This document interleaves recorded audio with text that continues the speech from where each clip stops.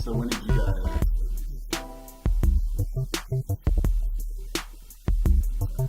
Well, so I was ready to retire out of this for the third time, and Rob found the license, so you can talk about that. So pretty much what happened with that, obviously I saw that Garrett was, probably on his last straw with the promotion and the business itself. And then I started seeing our friends obviously get older, and then I was like, it was like the dream of the club kind of happened a couple of years prior. I was reading this book, and it was talking about creating your ideal scene and visualizing what your ideal scene in every day to kind of like pay attention to what it is and kind of like water that vision that you had. So funny enough, it was my first trip to Egypt. I was like reading this book on the chapter of ideal scene, and I actually wrote it in my phone. I still have it to this day. About what I want as far as a club goes. So it started off with like having the best sound system in the city was kind of my number one thing. Finding a license, raising the money to do the club, and just trying to make it the best club, based on quality and customer service, and just recreating the philosophy of what a nightclub is. Basically, imagine you're in the club for 25 years and you see all the wrong things. Like, you're hating the sound systems that you're DJing at, and we both DJ'd. So the monitors are pinned, and you've got earaches at the end of the night. They're not focusing on the sound, they're focusing on how much alcohol they can sell you. They've got these beautiful walls of booze to ram down your throat. And here, which is supposed to be the most important thing, like you're going there for dancing and music, you got these sound systems that are pinned to the max with gains. You've got earaches at the end of the night, horrible sound system. The DJ booths are skipping. People are bumping into them, or they're hanging from these suspended wires and they're floating and they look really sexy, but they just don't work. Or, people are bumping into them. We're like, what the hell is going on? From the dorm end, not letting half of my friends in because maybe they're dressed like skateboarders or not the way they want, and they're letting in all these other crowd that we're scratching our heads going, I don't get this, so. Or you're getting manhandled by these guys for doing something, for having fun in the club. So we had just noticed so many things kind of that we could fix or that we'd like to improve, especially after so much experience in it, being a patron to the club, being a promoter of the club, being DJs of the club.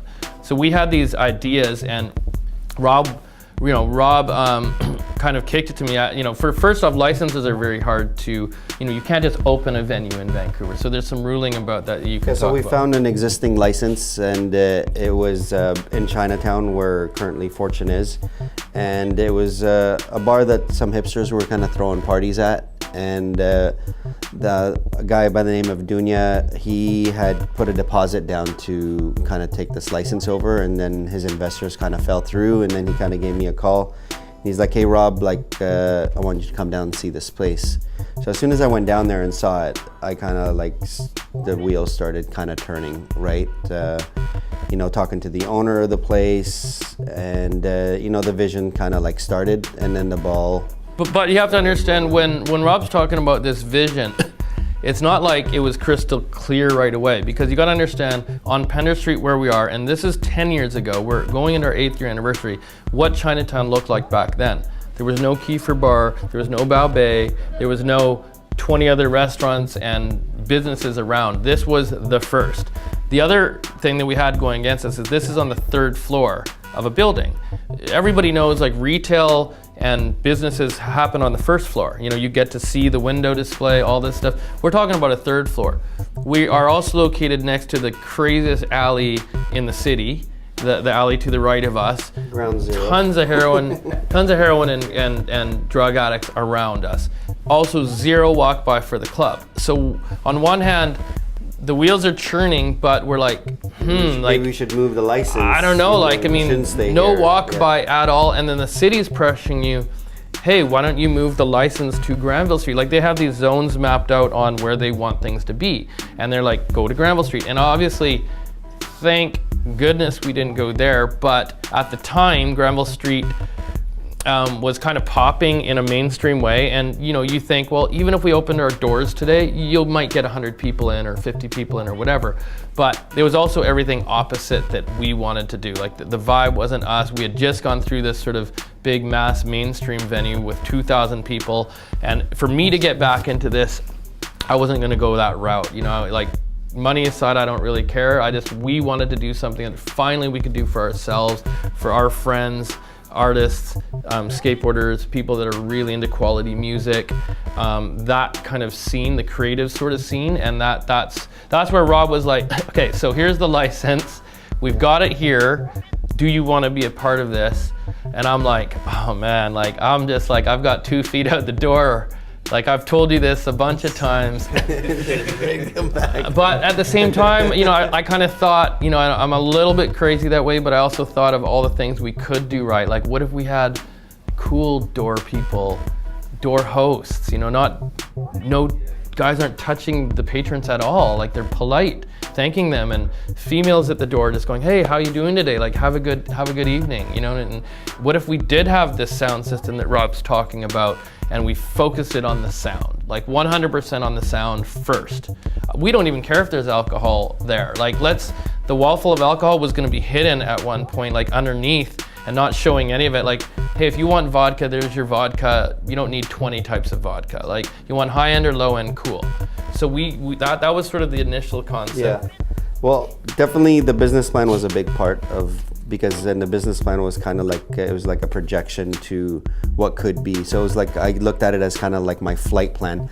So for us to raise money and make this happen, I had to prove to investors or lenders that, I did my due diligence and, came up with the financial projection and just doing the propers in a realistic, way.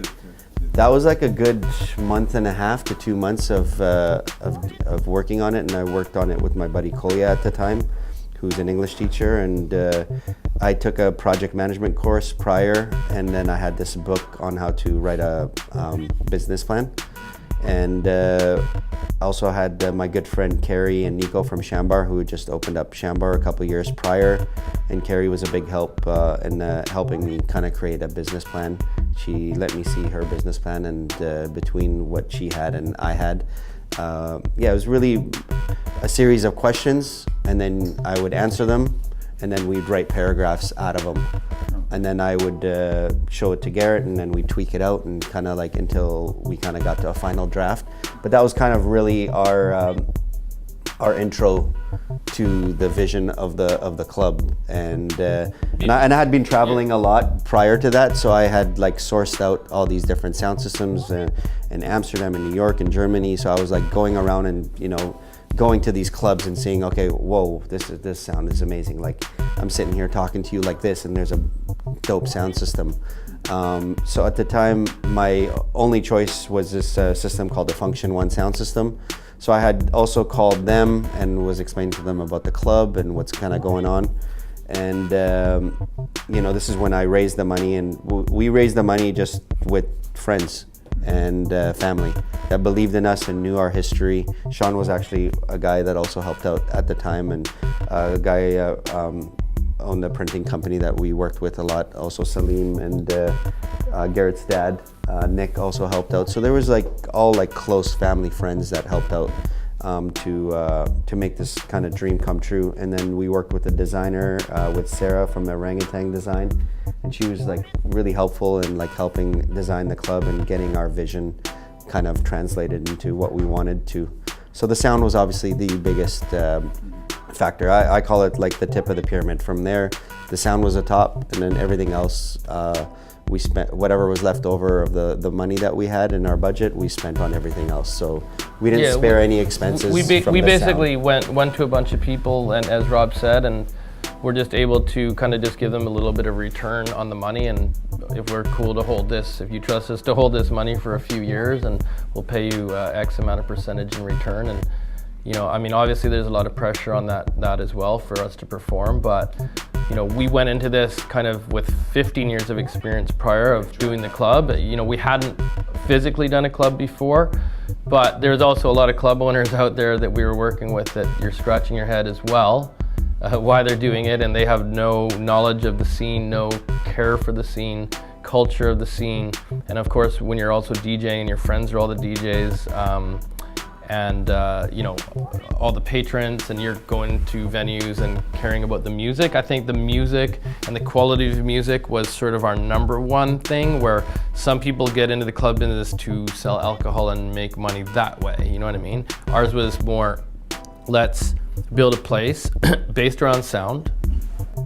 We were in Chinatown, so good fortune, happy fortune is a Chinese thing. I'm Chinese Canadian. Yeah. When you break down the logo as well, it's for tune. There's a little square in between the four. So we're for music, you know, sound for the function one and the sound that we're building, and as well as all the walls. It's all wood walls to soak up some of the sound. Like it's not like in a warehouse situation with cement everywhere. It's bouncing everywhere. So we kind of design the sound and then talk to the architect about let's build the sound, the walls around the best sound quality. So we tried not to have any like super hard surfaces. Like we kept the bricks that were there and the wood floor, like you said, the couches. So we tried to stay away from a lot of metal and glass because it would reverberate and not sound so good in there. So we wanted like a warm, good quality sound in there. And it's also all recycled wood as well. Like that was another thing we wanted to be sustainable that way, because one of the other buildings with Time Bomb that we had kind of worked on was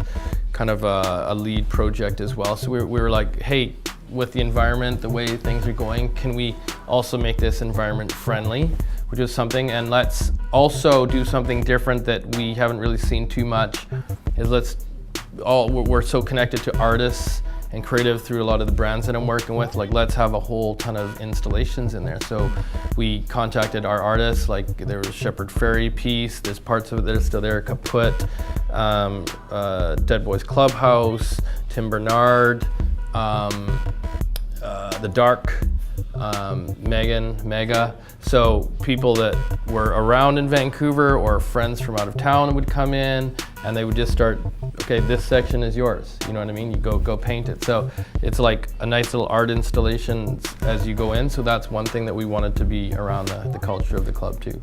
Yeah, so yeah, once we raised the money and we were on the go, then it was kind of like, okay, how do I get my hands like and help out? So between myself and a couple of close friends that I kind of like were by my side, Marlon J. English, Mike Nias, Mitch, Aaron Dudley, like, and then a bunch of people like in the scene that I got to help do some labor work and, you know, kind of like work on this dream together. And, you know, I was on the fence about hiring a good friend to be a manager at the time, but he was a really close friend of mine and really, you know, experienced in the industry from managing, or from a little bit of managing, working at the Commodore, working at Sonar, bartending and all that.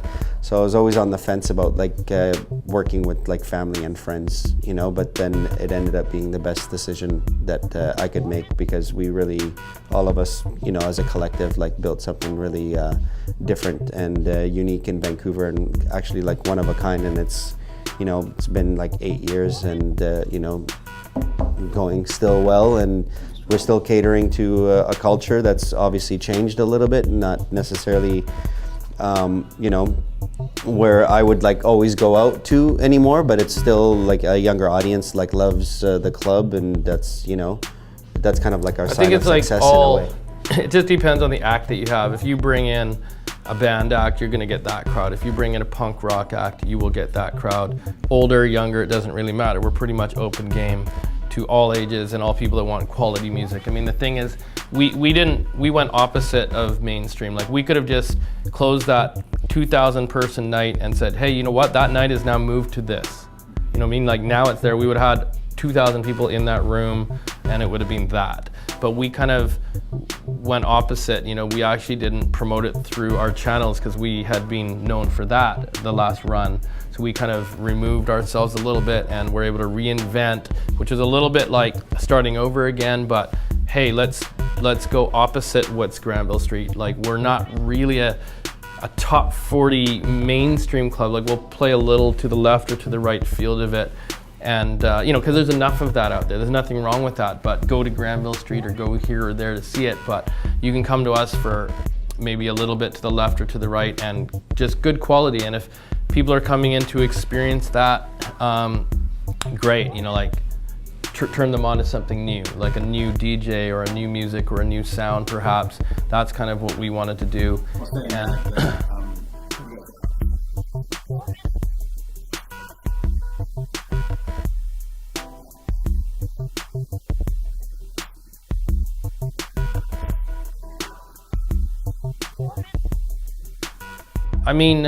I think over the years there's just be too many artists that we've broken into the scene. Like by breaking into the scene, I'm saying like you're just totally taking a chance, like they've never been to Vancouver before, some that don't even have an audience.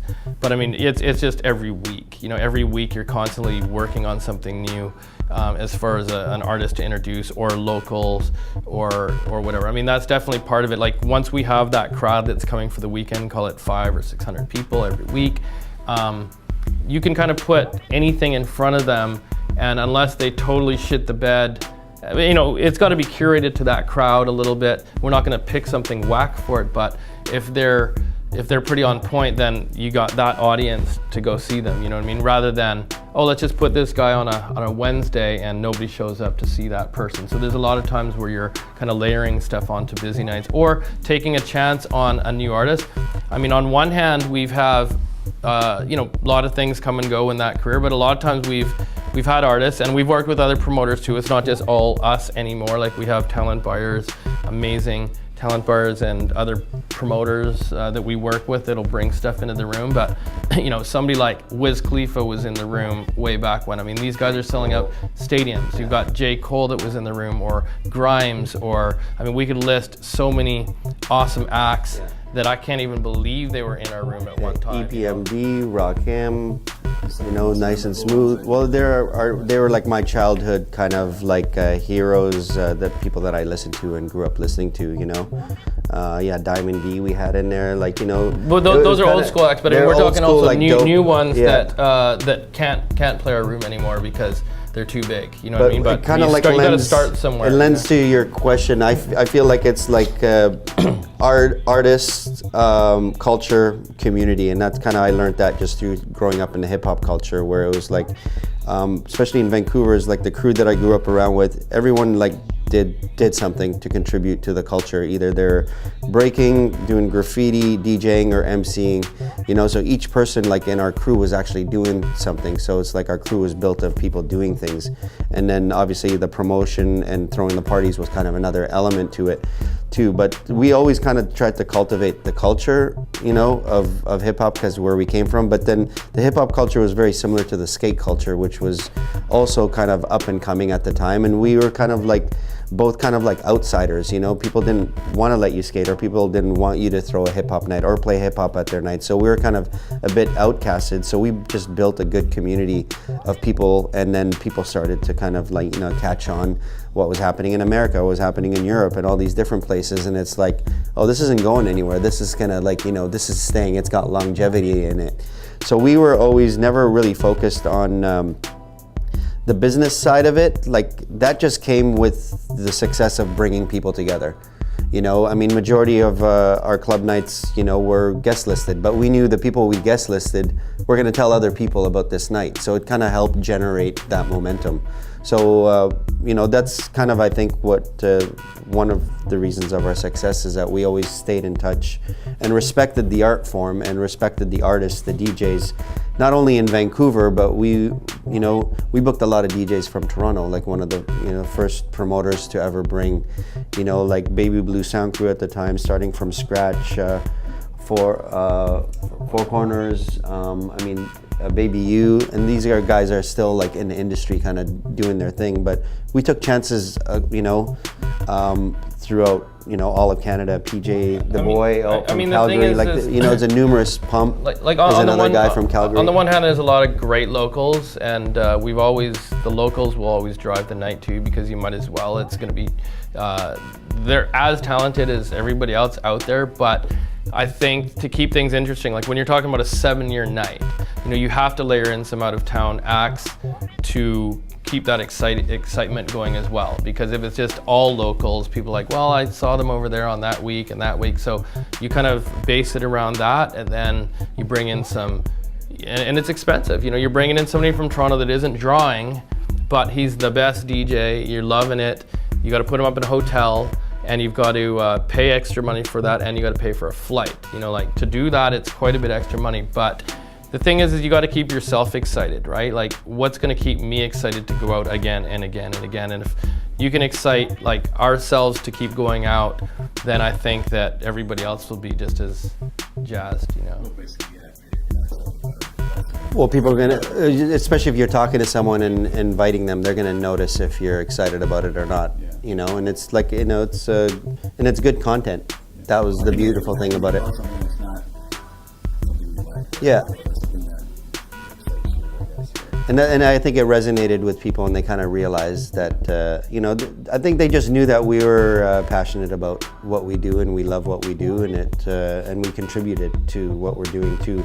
You know, Garrett on the DJ and clothing and fashion, and just like his love for music, and same with me with dancing and DJing, and you know, and it helped me branch out to different avenues too. Like I wasn't just into hip hop. It allowed me to like get into more deep house music and Afrobeat music. So it's like I branched out. So people knew us as kind of the hip hop promoters, but you know, G also grew up in punk rock and like, you know, listened to a lot of different kind of music as well. So we were, you know, there was many colors to kind of like, you know, the things that we liked.